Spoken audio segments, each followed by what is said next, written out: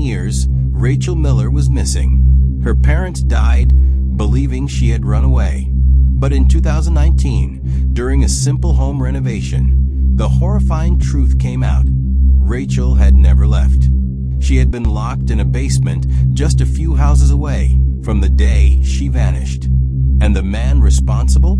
A friendly neighbor who joined the search party for her. This is the story of the silent neighbor and the basement prison that shocked an entire town. Picture a small town in Ohio.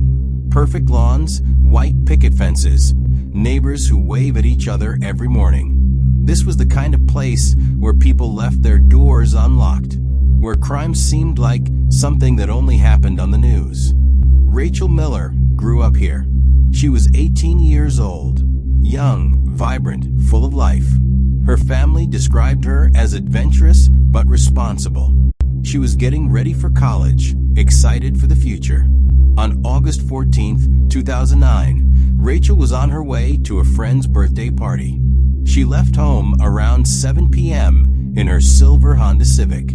She never made it. When Rachel didn't return home that night, her parents called her phone. It went straight to voicemail. They thought maybe she stayed the night with a friend. But by morning, worry turned into panic. They filed a missing person report. Police started digging. There were no signs of foul play. Her car was found abandoned in a shopping center parking lot just a few miles from her home. Inside, nothing unusual. Her purse, her phone, her keys were missing. Security cameras showed Rachel parking her car at 7:22 p.m. and walking out of the frame. After that, nothing. Detectives interviewed her friends. They all said the same thing. Rachel never showed up to the party. She just vanished. Speculation ran wild. Some believed Rachel ran away. After all, she was 18. Maybe she wanted freedom, a fresh start. Others whispered about darker possibilities, abduction, even murder. But without evidence, the case went cold. For years, her parents clung to hope. They launched social media campaigns, hired private investigators, and handed out flyers. But every lead led to a dead end. And eventually life moved on. Her parents passed away, never knowing the truth. All the while, just a few houses down, lived Carl Jenkins. If you ask the neighbors about him, they tell you he was polite, quiet, a little odd, maybe, but harmless. He was in his late 40s, worked as a mechanic, kept to himself. He even joined the search for Rachel, handing out flyers, talking to her parents, expressing his concern. What no one knew was that Carl had a secret hidden behind a thick wooden door in his basement. Behind that door was a small, soundproof room, concrete walls, no windows, a mattress on the floor, chains bolted to the wall, a bucket in the corner, and inside that room was Rachel Miller. Police would later piece together what happened that night in 2009. They believe Carl saw Rachel walking through the parking lot. Maybe he offered her a ride. Maybe he forced her at gunpoint. However it happened, Rachel disappeared into his car and into his basement.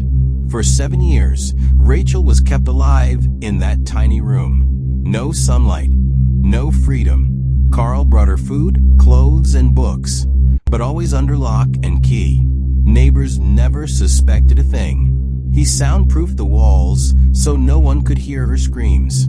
And Rachel stopped screaming after a while. She wrote messages on the walls, desperate notes begging for help. But no one came. In 2018, Carl Jenkins died of a heart attack in his home. Alone.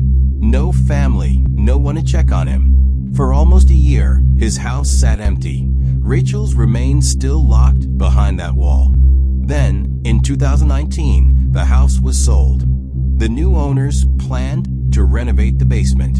And that's when they discovered the door. Imagine their shock. They tear down a wall, and behind it, a hidden chamber. Inside, an old mattress, rusty chains, and human remains. Rachel's remains.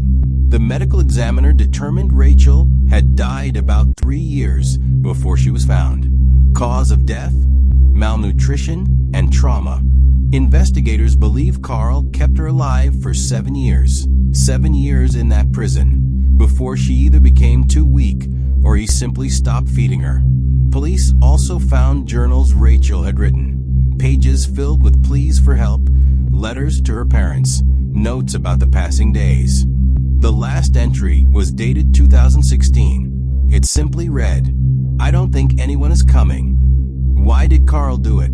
Investigators believe it was an obsession. He had watched Rachel for years before the abduction. She was young, beautiful, full of life, everything he wasn't. And in his twisted mind, he thought he could keep her forever. What's most chilling? He lived among his neighbors for a decade. He waved at them. He mowed his lawn. He borrowed sugar, all while a kidnapped girl starved in his basement. When the truth came out, the community was in shock. People who had lived next to Carl for years couldn't believe it. One neighbor said, "He was the guy who helped me fix my car. I never imagined he was capable of this."